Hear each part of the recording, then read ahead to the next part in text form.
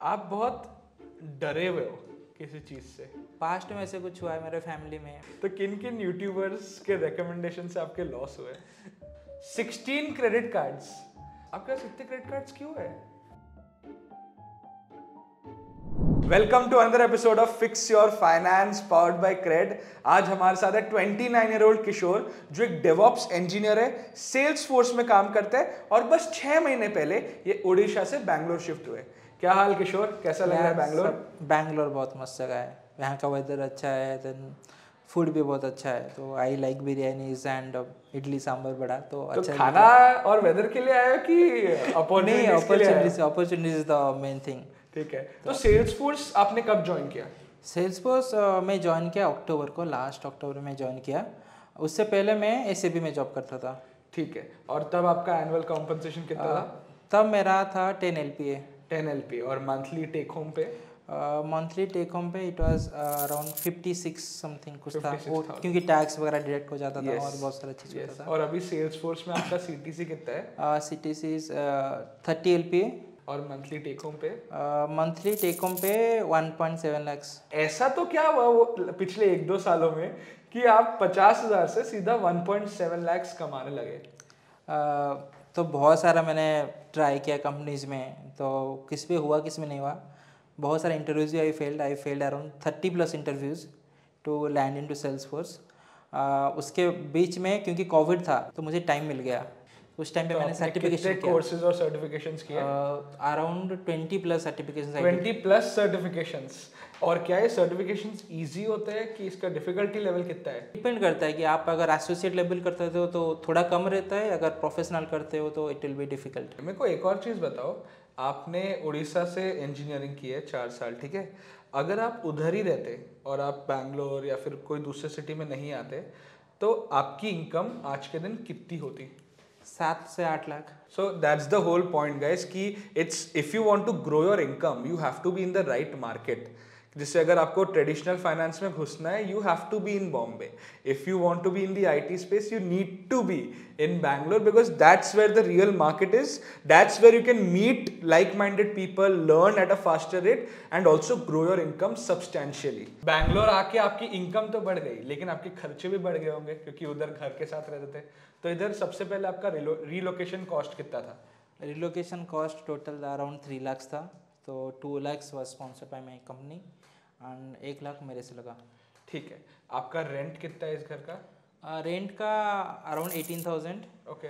उसके बाद electricity and internet मिला के और 2,000 ऐड हो जाते हैं तो 20,000 एंड 5,000 अराउंड ग्रोसरीज वो वगैरह मिला के। 5,000 ग्रोसरी। हाँ ठीक है, उसके बाद इस घर कोई आता है आपके घर में जो हेल्प करने?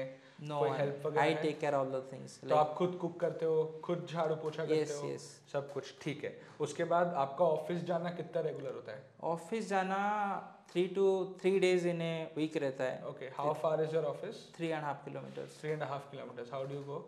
आई have a Activa, I have taken after coming here. ठीक है, तो उससे चला जाता हूँ। उसका फ्यूल कॉस्ट कितना महीने का कितना होगा? 1000 कुछ जाता है, ज़्यादा नहीं जाता। ठीक है, 1000 रुपए जितना। Then I take care my parents and all right. वो कहाँ रहते हैं? उड़ीसा में रहते हैं? उड़ीसा में रहते हैं। तो I send groceries every month, I pay the electricity bill, phone bill, broadband bill, everything I take care. Suppose खर्चा हो जाता है थोड़ा बहुत, बट भाई घर के लिए तो कमा रहे हो और बट मम्मी पापा रहते हैं गांव में तो इसलिए ज़्यादा उनका एक्सपेंस। तो कितना जाता होगा ये सब में? Around 20K something. तो another 20-25,000 to take care of your family. और कोई खर्चे? और खर्चा, हाँ खर्चा नहीं है, मीन्स मैं थोड़ा पैसा साइड में रखता हूँ। ऐसे मम्मी पापा के लिए इंश्योरेंस लिया हुआ है मैं, जो मुझे अराउंड 60-65 के पड़ता है ईयरली। तो इसलिए मैं 5,000 हर मंथ सेव करके रखता हूँ क्योंकि एक महीने में मुझे 65 का वो ज़्यादा लोड ना पड़े। ठीक है, तो मम्मी पापा का हेल्थ इंश्योरेंस के लिए 5,000 रुपीज पर मंथ सेट करके रखता हूँ। देन ओके, क्या आपकी कंपनी ने आपको हेल्थ इंश्योरेंस दिया हुआ है? हाँ, हेल्थ इंश्योरेंस दिया हुआ है। कितना, क्या कवर है? तो 15 लाख का कवर है। और उसके ऊपर से आपने मम्मी पापा का अलग से भी हेल्थ इंश्योरेंस लिया हुआ है? अलग से लिया। सपोज मुझे कभी बाहर जाना पड़ जाए या शायद मैं कंपनी चेंज कर लिया या शायद किसी एक कंपनी से दूसरे कंपनी जंप कर रहा हूँ, बीच में अगर कुछ प्रॉब्लम हो गया to cover up that thing I taken. बहुत अच्छी बात है ये एक्चुअली, क्योंकि जैसे जैसे लोग ओल्ड होते जाएंगे उनका प्रीमियम्स बहुत ज़्यादा बढ़ते रहेंगे और जैसे आईटी वाले फील्ड में तो कांस्टेंट हर 2 साल में चेंज होते ही रहते हैं, ज़्यादातर लोग करते हैं. So yeah, this is a good thing. Apart from that, do you have any other insurance policies or something? I have a couple of them. Like I have a term insurance around 4 CR. Like 2 अलग अलग company का लिया मैंने. And I have a health insurance 1 CR. So Health insurance? Yes. Of 1 crore? Yes. For myself. 1 crore का health insurance का cover है आपका? हाँ, क्योंकि इन्फ्लेशन अभी देखो, मेडिकल इन्फ्लेशन 14-15%, तो ये डर के वजह से मैंने लिया इतना सारा इंश्योरेंस. बिल्कुल रिस्क नहीं लेने का. अच्छा, ये अनहर्ड है, मैंने सुना ही नहीं है कभी. ठीक है, उसके बाद आपके कोई और इंश्योरेंस है? I have a critical illness insurance 25 lakhs. I have a accidental insurance 1 CR. तो अभी तक जो आपसे बात कर रहा हूँ मैं, आप बहुत डरे हुए हो किसी चीज़ से. पास्ट में ऐसे कुछ हुआ है मेरे फैमिली में, मेरे बहन का कुछ एक्सीडेंट हुआ था, तो उस टाइम पे तो ज़्यादा कुछ इंश्योरेंस नहीं था. पापा का यूलिप था, तो यूलिप में जो फैमिली में कवर होता है तो उसमें 2-3 लाख का ही कवर हुआ. बट बैक इन 2016 वहाँ पे 20-25 लाख से बिग थिंग. उस टाइम इतना लोन लिया था, तो लोन लेके हम लोग को मीन्स फाइनेंशियल हम लोग भी थोड़ा कुछ नीचे आ गए थे इसी चक्कर में. तो इसीलिए मैं डर के ले लेता कि एटलीस्ट मेरा जो भी एटलीस्ट मुझे क्या करना है, कुछ भी जो भी मेरे को फ्यूचर में करना चाहता हूँ उसके ऊपर कोई आँच ना आए. एंड और एक्सपेंसेस आप जो बोल रहे थे, राइट, मैं ट्रैवल भी करता हूँ, उसमें मेरा एक्सपेंसेस जाता है. तो महीने का कितना? 2-3 महीने में 10,000 किया हूँ. ठीक तो है. पहले 5,000 था, अभी फ्लाइट कॉस्ट भी बढ़ गया है, इसीलिए इसीलिए बढ़ाना पड़ा. सही बात है. और ये जो ट्रैवलिंग वगैरह करते हो उसके लिए आप ऑफर्स वगैरह का यूज़ करते हो क्या? हाँ, मैं ऑफर का वगैरह यूज़ करता हूँ. मेरे पास क्रेडिट कार्ड्स हैं. कितने क्रेडिट कार्ड्स है आपके पास? 16 क्रेडिट कार्ड है आपके पास? आपके पास इतने क्रेडिट कार्ड्स क्यों है? क्यों नहीं? अलग अलग चीज़ के लिए. नहीं, वो बात तो सही है, बट जितने ज़्यादा ऑफर आएंगे उतना ज़्यादा खर्चा भी तो होगा. अभी आपके पास 16 क्रेडिट कार्ड है. It must be very difficult to track all of them. और सारे क्रेडिट कार्ड्स में अलग अलग टाइप के हिडन फीस और चार्जेस होते हैं. इसीलिए I would suggest download CRED and start paying your credit card bills using the CRED app, because every time you add a card on CRED they will tell you कौन से type के hidden charges और hidden fees होते हैं. Okay. ये insurance वगैरह सब मिला के महीने का कितना खर्चा होता है? महीने का खर्चा अराउंड 60K हो जाता है. और बाकी का आप 1 लाख रुपए बचाते हो? 1 लाख रुपए बचाता हूँ. तो ये तो सारा खर्चा हो गया. तो अभी मेजर खर्चा आने वाला है. जैसे एक अभी तो ईवी का ज़माना चल रहा है, तो पेट्रोल का कार नहीं ले सकते.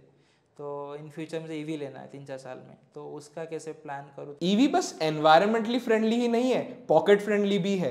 Under section 80 EEB you will get an interest exemption up to 1.5 lakhs on your loan. जब आप ईवी खरीदते हो तो आपको 5% GST देना पड़ता है, और एक पेट्रोल डीजल गाड़ी में आपको 12 से 18% का GST देना पड़ता है. उसी के साथ साथ कई सारे स्टेट्स रोड टैक्स में भी 50 to 100% का एग्जेम्पशन दे रहे हैं. अब ये तो ऑब्वियस बात है कि जब भी आप ईवी खरीदते हो तो उसका मेंटेनेंस और जर्नी का कॉस्ट बहुत कम है. लेकिन गवर्नमेंट ने एक ई अमृत पोर्टल भी बनाया जिसमें आप एक ईवी का कॉस्ट कंपैरिजन किसी नॉर्मल गाड़ी के साथ कर सकते हो. यहाँ पे आप देख सकते हो कि अगर आप हर दिन 10 किलोमीटर एक नेक्सॉन ईवी में चलाते हो तो आपका जो खर्चा होगा वो 6 गुना कम होता है. अगर कंपैरिजन की बात चली रही है तो सिर्फ 20-25% लोग जो फिक्स योर फाइनेंस के वीडियोस देखते हैं वो हमारे चैनल को सब्सक्राइब भी करते हैं. बाकी के सारे लोग अभी के अभी चैनल को सब्सक्राइब करो.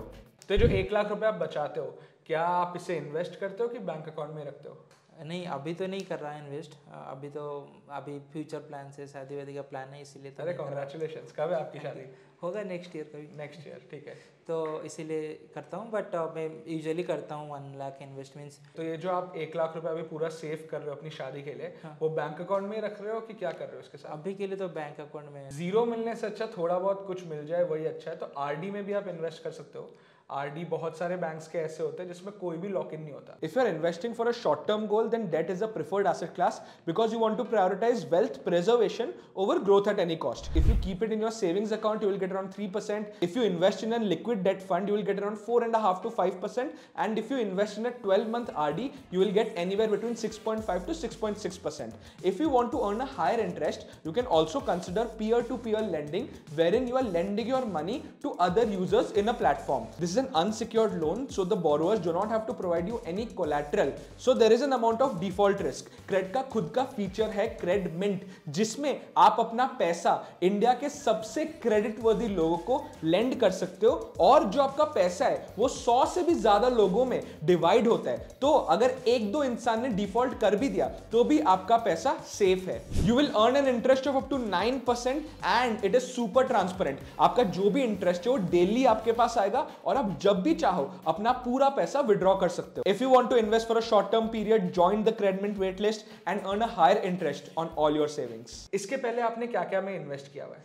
सो ये मेरा पोर्टफोलियो है.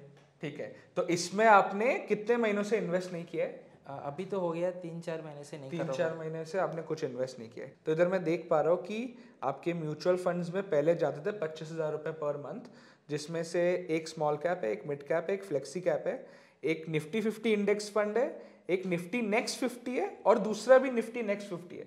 तो दो सेम इंडेक्स को ट्रैक करने वाले फंड आपने क्यों लिए? मीन्स पहले लगा तो डाइवर्सिफाई का सीन है, उसके बाद लगा एक्सपेंस रेशियो थोड़ा बहुत कम ज़्यादा हो रहा था, तो मैंने कर लिया कि शायद एक अगर गिर जाए, कुछ भी इशू हो गया. हाँ, बट जैसे ये डाइवर्सिफिकेशन इसमें हो ही नहीं रहा है. रीजन बीइंग दोनों एग्जैक्ट सेम इंडेक्स को ट्रैक करते हैं और हर एक स्टॉक का कंपोजिशन भी फिक्स्ड है.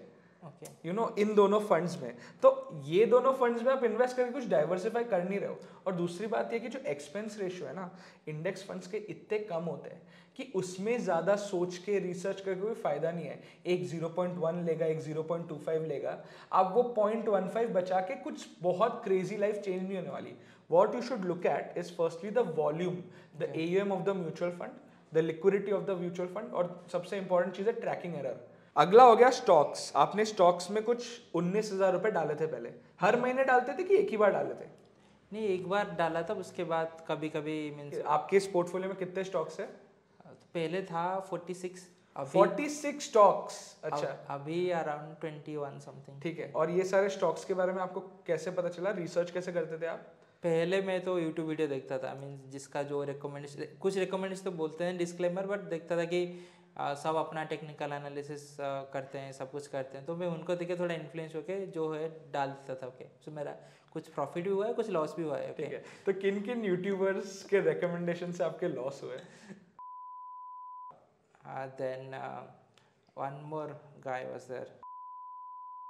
तो मैं एक चीज आपको बोलूंगा कि अगर मैं आपको कोई रिकमेंडेशन देता हूँ स्टॉक का, ठीक है, पहले तो हम ये करते ही नहीं है वीडियोस में, बट अगर मैं आपको कभी कोई रिकमेंडेशन दूँ भी ना, और हम दोनों ने अगर सेम स्टॉक में इन्वेस्ट किया है, फिर भी मैं गारंटी के साथ बोल सकता हूँ कि 90% of the times I will make money and you will not. Reason being, मेरे को पता है मैंने क्यों इन्वेस्ट किया हुआ है. I will still be confident कि हाँ, मैंने ये 5 साल के लिए इन्वेस्ट किया, 4 साल के लिए इन्वेस्ट किया, ये रीजंस की वजह से इन्वेस्ट किया. बट आपने क्यों इन्वेस्ट किया? क्योंकि एक रैंडम इंसान ने इंटरनेट पे बोला हुआ है. ठीक है, तो इसीलिए जब भी कुछ गिरेगा, ऊपर नीचे होगा ना, आप डर जाओगे, आप पैनिक करोगे और आप बेच दोगे. ठीक है, moving on to the final part of the show, फटाफट फाइनेंस, जल्द से जल्द आंसर देने हैं. ठीक है, first question is, are you in the IT industry because of money और do you like what you are doing right now? झूठ नहीं बोलूंगा, पैसा बड़ा. सही है, सही है. What was your first salary and what is your current salary? The first salary was 16,427 rupees and now it is 1.7. 10 Guna jump. कितने सालों का करियर है ये? 7.5 years. तो आपने जिस रीजन से IT इंडस्ट्री ज्वाइन किया है वो तो मिल रहा है, वो तो अच्छे से मिल रहा है. आपसे मिलके सही में बहुत अच्छा लगा.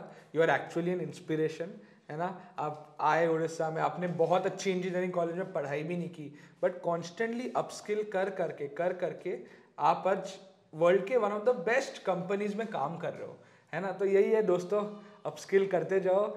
MBA ऐसा मत सोचो कि सिर्फ कॉलेज की एजुकेशन ही है, उसके बाद पढ़ाई नहीं करनी, सिर्फ पैसे कमाने. आपको लाइफ लॉन्ग लर्निंग करती रहनी पड़ेगी to improve your and your family's life. आज के लिए इतना ही. अगर आपको इस वीडियो में कुछ भी अच्छा लगा तो प्लीज़ लाइक दबा दीजिए, सब्सक्राइब भी कर लो. बहुत लोग देखते हैं बट सब्सक्राइब नहीं करते. And if you want to be a part of this show, the link is in description. Form भर लीजिए, हम आपके घर पहुंच जाएंगे.